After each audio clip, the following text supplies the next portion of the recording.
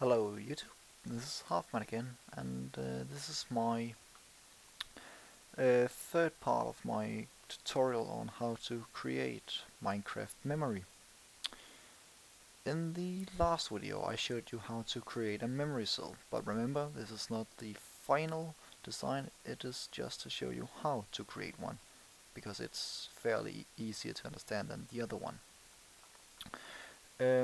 Yeah, I forgot to build those 4 lines that comes out of the where to save it lines. So, and if those weren't there like they are now with this one, you wouldn't be able to save anything on any other cell than the first one, because it simply couldn't read them. As you can see here, this is the line that goes out here. So yeah, when you build your own, just remember to do this. Okay, here we got the finished thing. I used MCEdit to copy and paste all those here, and I know some of you doesn't like to use MCEdit, but it makes it a whole lot easier. And with my next creations, you would see that it would almost be impossible to create things without MCEdit. Yes, I made some few changes to how it works.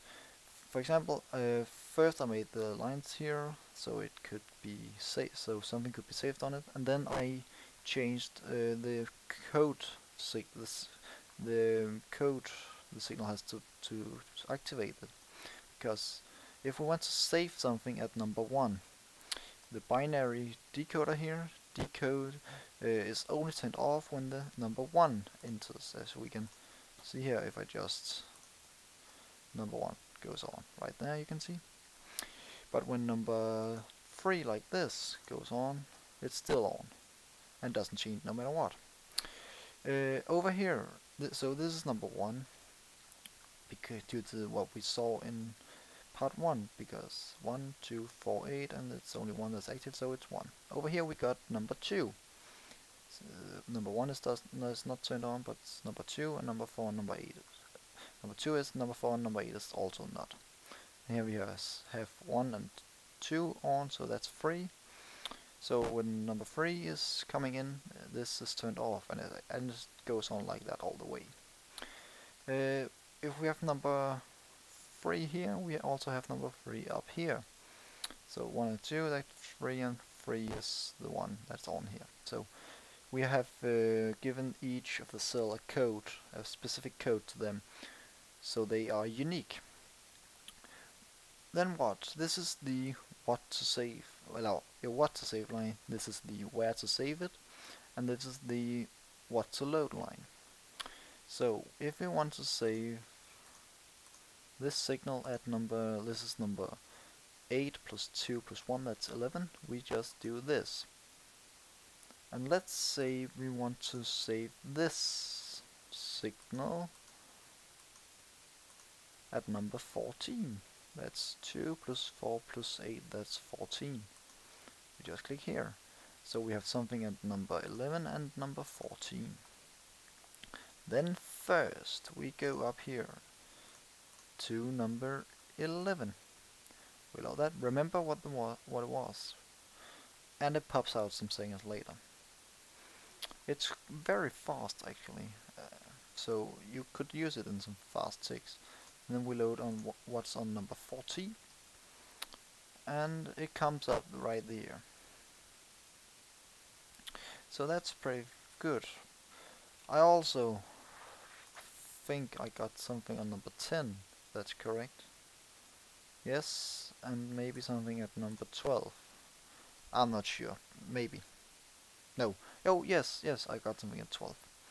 So you have access to save on all of the memory cells, and you can read them individually.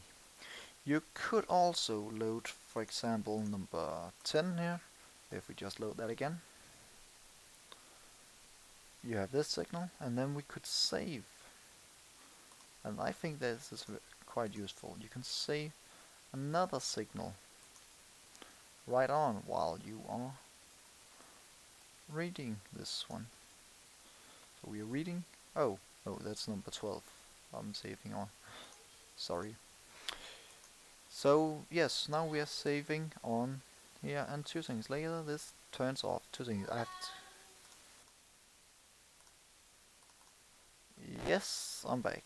Sorry, I had to go get some water. I was very thirsty. But as you saw, this changed. Okay, so we can load something, we can save something, and we can save what we want, and we can even save while we are loading. That should be useful if you want to use that. So we now want to go to a big scale, and you have probably seen the building over here in the horizon or in the corner of the screen, and this is what we're going to see now. This works exactly the same way as this one, except for one thing.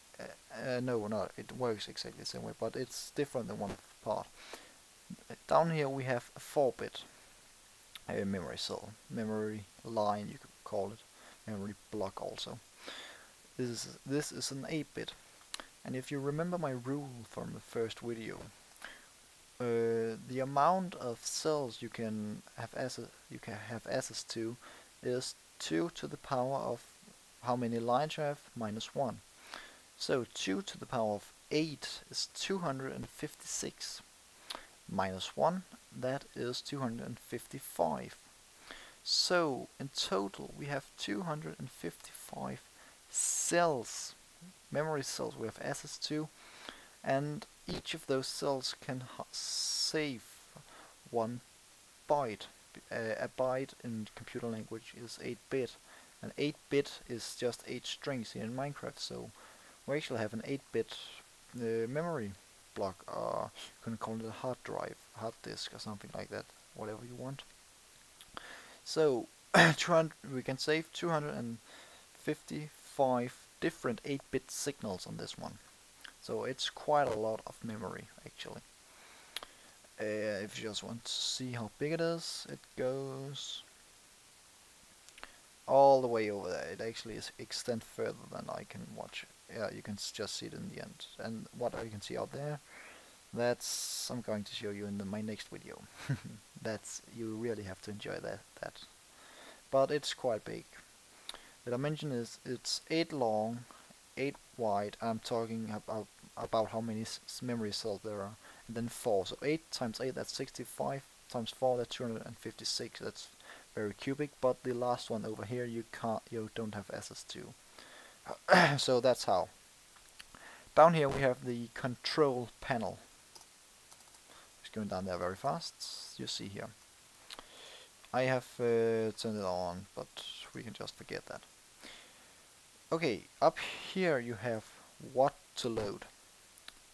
What to load. Down here you have where to load, to save, and this is what to save. So we can see here the numbers 1, 2, 4, 8, 16, 32, 64, 128. If you add those numbers, it gives 256. So if we want to save, for example, this signal, it doesn't care what signal, it's just a signal. It's just a signal we want to save because it's important for us in one way.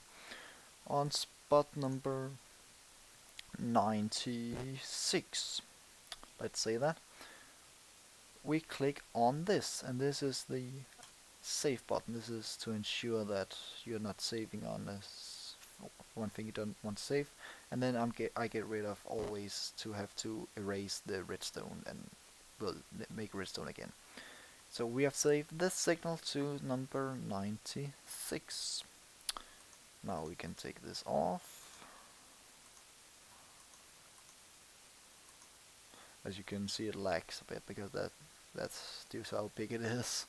And then we have 96, that's 32 and 64, they're all down there. And then we turn around and wait, because it's big, there's some delay, and I apologize for that, but it's almost impossible to avoid. But here we have the signal coming out as we saved it. Yeah, and we can save another thing. For example, this at number 129, or 128 plus 1.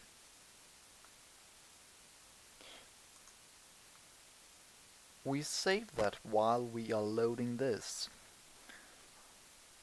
And now it should be saved. So we can go to 1 like this. And then we wait again, there's a delay on, and the signal pops out right